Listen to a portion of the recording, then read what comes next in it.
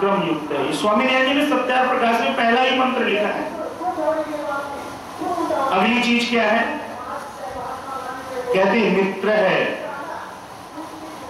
वो प्रभु कैसा है? सबका बोल दीजिए मित्र है। और मित्र की विशेषता यदि आप जानते हैं तो क्या है? कहते हैं मित्र की खासियत है कि आपके दुर्गुणों को छिपा लेता है और सद्गुणों को बोलिए प्रकट कर देता है। ये मित्र के लक्षण भर्तृहरि जी ने कहे। और अगर हमने अपने मित्र से संकट में कभी कुछ पैसा मांगा या कोई सहयोग मांगा तो वो दे देगा, लेकिन कहेगा नहीं किसी को।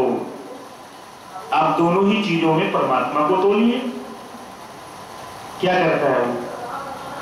हमारे दुर्गुणों को बोल दीजिए ढक देता है, सद्गुणों को बोलिए प्रकट कर देता है। और देता हमें है, लेकिन कभी कहता तो नहीं किसी से। हम क्या करते हैं कि साहब आर्य समाज मंदिर को 501 रुपए या 10,000 रुपए हमने दान दे दिया, वो 10 दोस्तों को बताते हैं। कोई सांसारिक दृष्टि से ठीक हो सकता है कि आप प्रेरित करें कि भाई देखो मैं भी करता हूं, आप भी कीजिए, लेकिन अहंकार भाव से मत कीजिए कि साहब देखो मैं रोब जमाने के लिए मैं मंदिर में दान दे के आया हूं। वो गलत। अरे आपके प्रभु ने भी तो आपको इतना कुछ दिया, आपने किसी को बताया कि मेरे मालिक ने मुझे दिया है? हम कहने की हिम्मत रखते हैं? नहीं रखते।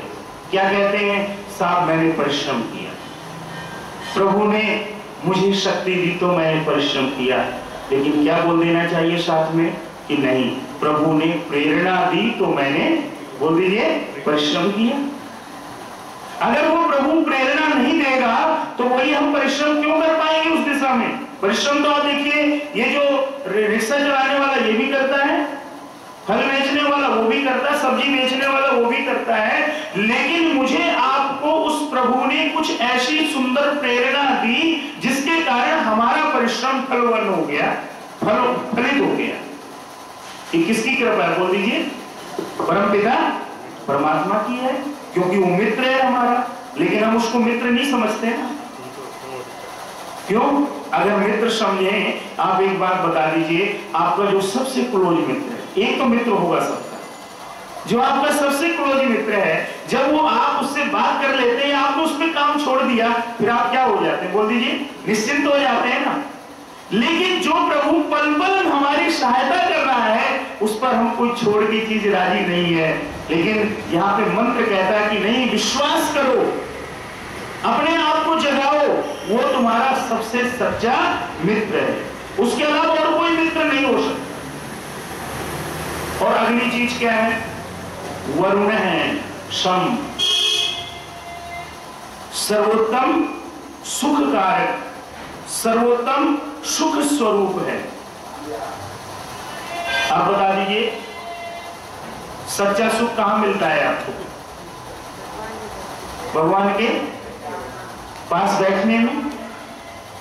आपने मान लीजिए 1 घंटा हवन किया, अगर आपका आधा मिनट भी ध्यान रख गया तो शायद मैं समझता हूं जीवन भर की दौलत फीकी पड़ जाएगी आपको क्या लगेगा? आज मुझे कुछ अलग सा आनंद आ गया, वो आनंद में कहीं प्राप्त बोलिए नहीं कर सकता। तो सोचिए वो कितने सुखों का स्वामी है, सर्वोत्तम सुख कारक है, सुख स्वरूप है।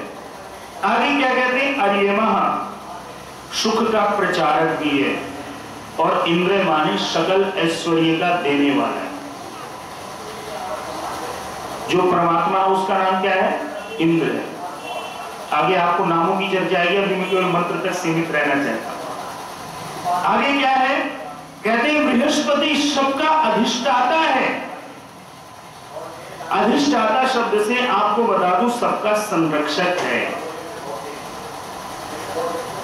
आप घरों में, आप बड़े बुजुर्ग बैठे हैं, अपने बच्चों से कभी बात करना, हम जैसे जो बच्चे हैं